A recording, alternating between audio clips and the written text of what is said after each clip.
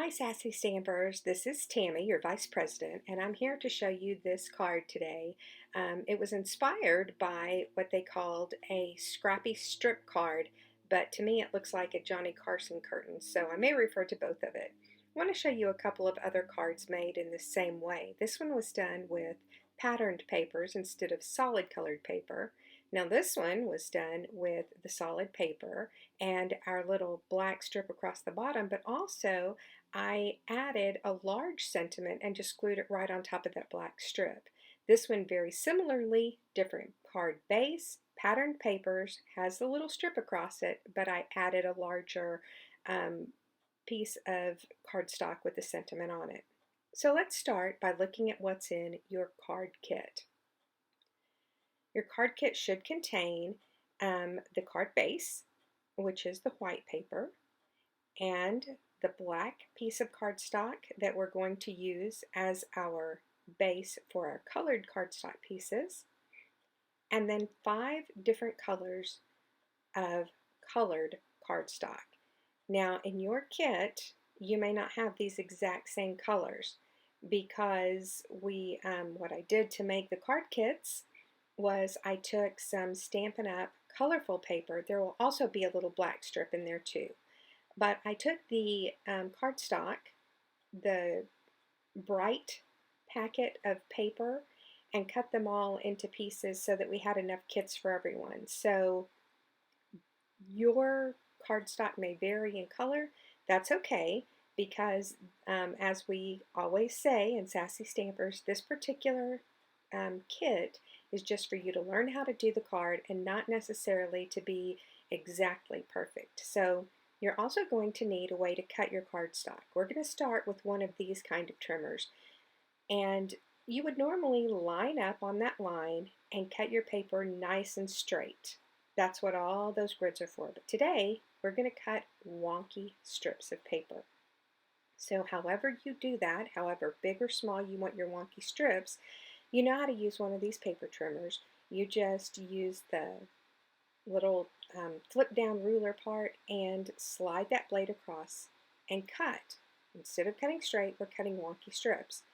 Now I want to show you how to do it with a different kind of trimmer as well.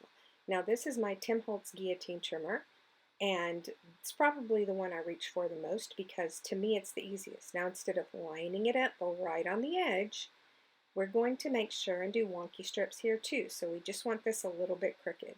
Now this might be a little bit harder because you have to sort of reach underneath that finger guard to move it around, but as long as you get those nice wonky strips so that you have a nice thin edge and a fat edge. And like I said, this is up to you how skinny or fat you want to cut these strips, just so long as you cut every one of your 5 pieces of colored cardstock into those little wonky strips. So let's pick these up and get these all trimmed up too. Now, I particularly like this kind of trimmer. It's easy for me to work with. You may prefer the one with the ruler and the slide blade on it as well. But what if you don't have either of these kind of trimmers? What if all you have is scissors? Well, you can do this with scissors as well. So let's take this pink piece and go ahead and cut it with scissors. Now my recommendation would be to use the largest or longest pair of scissors you have so that you get a nice straight cut. Even with these nice long scissors, I have to slide the blades up a little bit in order to continue cutting straight. If you had a short pair of scissors, you're more likely to get an uneven cut. And while we're cutting wonky strips, it's still important that we have a nice straight edge to each strip, simply because whenever we line these up on the card and glue them next to each other, we're going to be leaving just a little bit of space in between each one. And if you cut your piece of paper with scissors, for example, and you didn't get a nice straight up and down cut, even though it's wonky, it's going to show that you got off a little bit. So while they are not straight, as in they're a complete rectangle, they're more of a parallelogram, but the edges still need to be nice and straight. So now we're going to take all this beautiful colorful paper, and I'm mixing it up here so that I'm not likely to pick up the same colors over and over again. Now it's hard to see the black on black with my background, so I've put a piece of white paper underneath, and I'm going to start by gluing these down. I recommend you use liquid glue. Any kind of liquid glue you have is fine. I'm just going to use Gina K because it's what I happened to grab first, and we'll start with our first piece of wonky strip. So you want to put enough glue on it that it glues down to the paper and that you have some slip.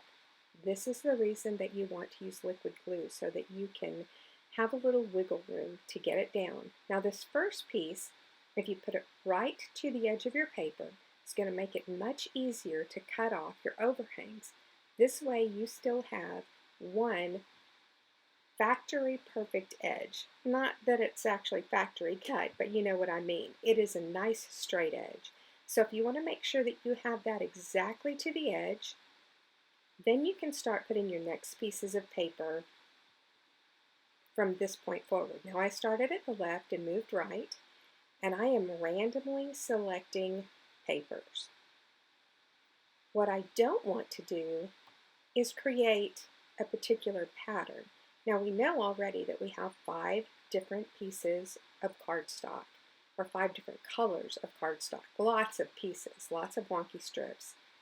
We want to make sure that we have about 1/8 of an inch of black showing through the colors. So whenever I line my colors up, I just make sure I have that 1/8 inch.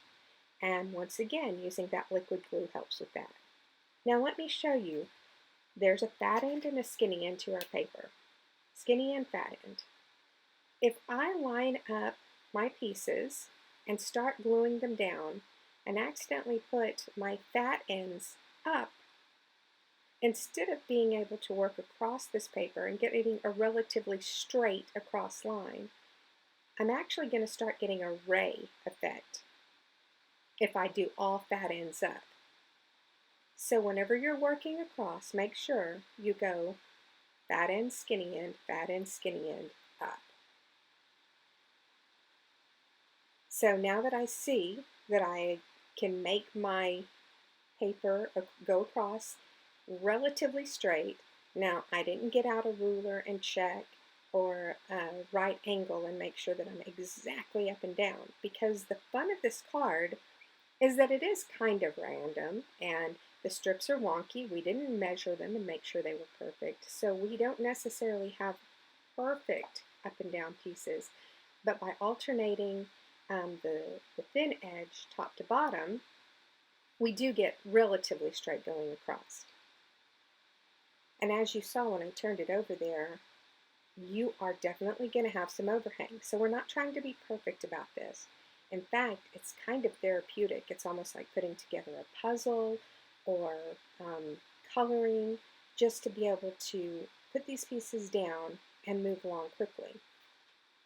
And as I mentioned before, even though there are 5 different colors of paper, I don't want to start with a pattern. Now I have pink, purple, green, yellow, and now turquoise. If I put pink, yellow, green, purple, and turquoise again, I'm going to create a pattern. Now, I'm not telling you that's wrong. I just wanted my card to look a bit more random and just colorful, like just a color burst. So I don't want to go in the same order again. I want to mix mine up, and that's why I mixed the papers again, whenever I very first started. So don't go with pink. I'm going to do purple next. So you also get the colors next to each other. You're going to get random colors next to each other. So instead of having pink next to purple, now I have purple next to turquoise. And just allowing myself to grab what looks good to me, I think the card has a much more natural and organic feel to it. So we'll just work our way across, putting our papers, once again, fat side, skinny side, fat side, skinny side.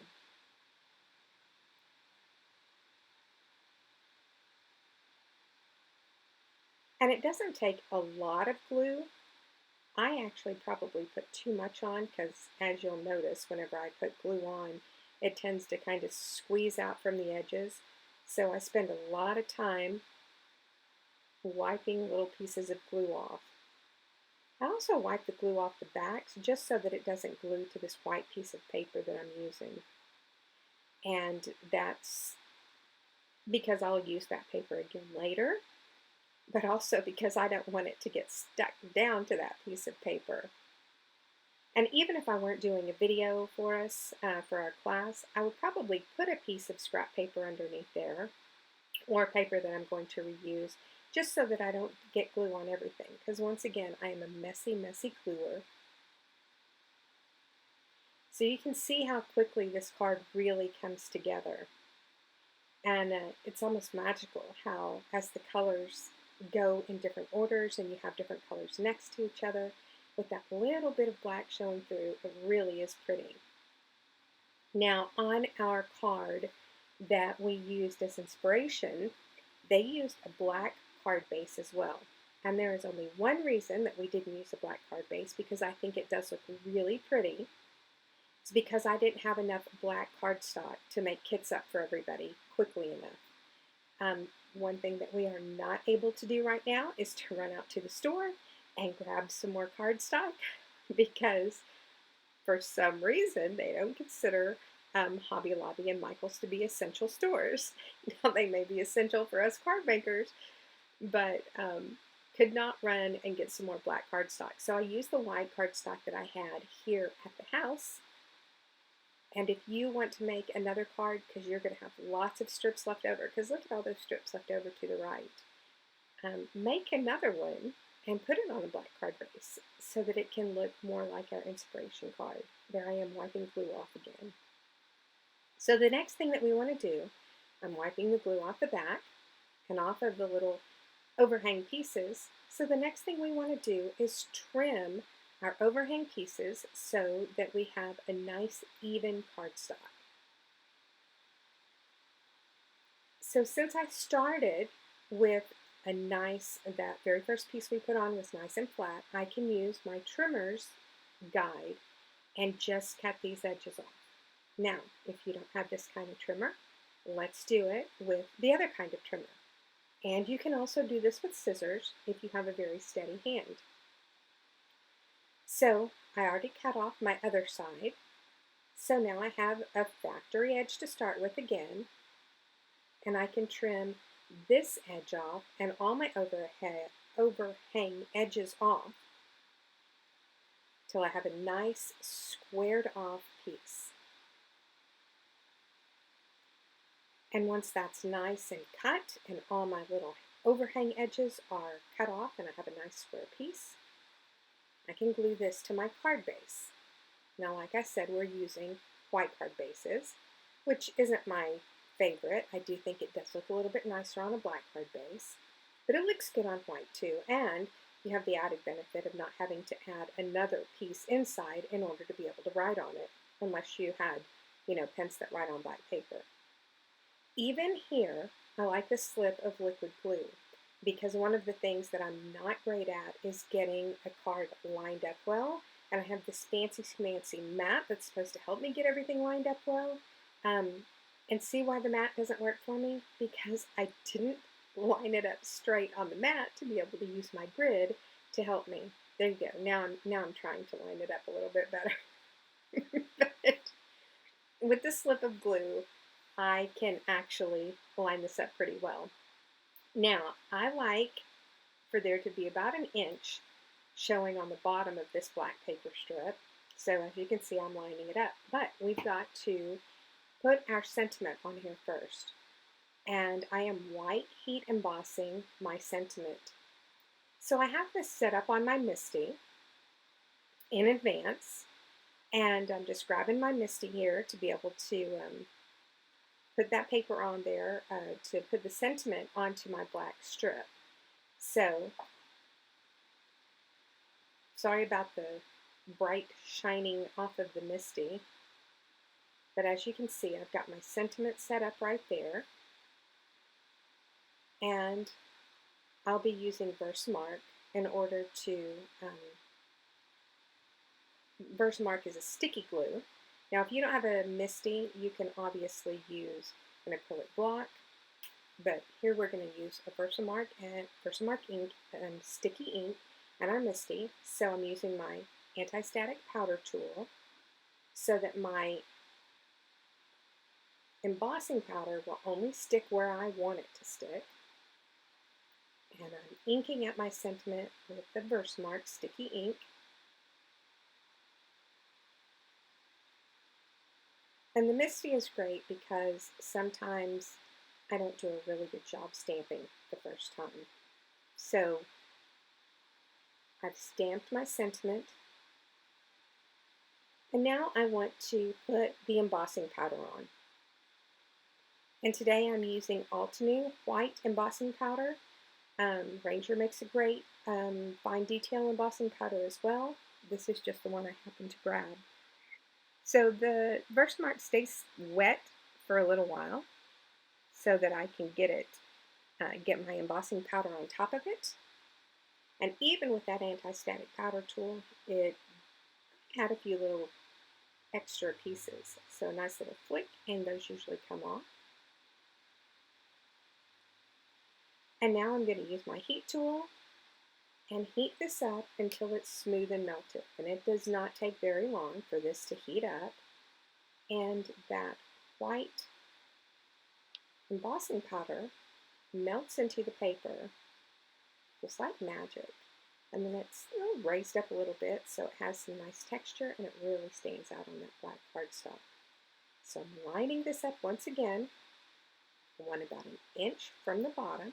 So any grid paper will work to do this. This happens to be an Altenew cutting mat.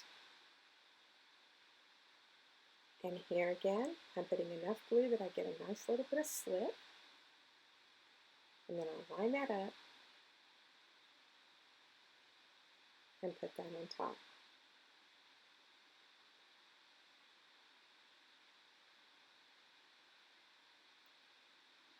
Keep in mind that you may not necessarily like this really bright paper. So always remember that you can use any pattern papers that you have. And I really especially like the softness of this particular one with the pattern papers. There's just different color combination of the plain cardstock. And here's some more pattern paper, all from a pack. So I hope you guys enjoyed this. You have lots of leftovers, so please make some more cards. And thanks for having the flexibility to come along and do this card today this way. Thanks.